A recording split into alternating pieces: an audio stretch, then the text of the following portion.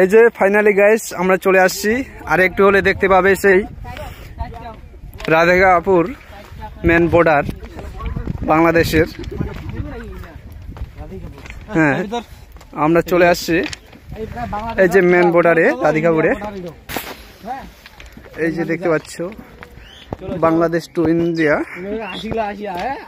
আমি রয়েছি এখন ইন্ডিয়াতে আর ওইদিকে বাংলাদেশ।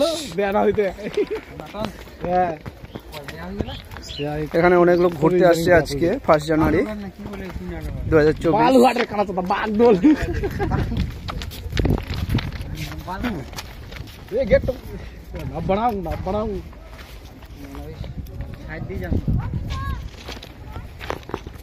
এটা হলো রাধিকাপুরের রেল স্টেশন এবং এটা মেন গেট।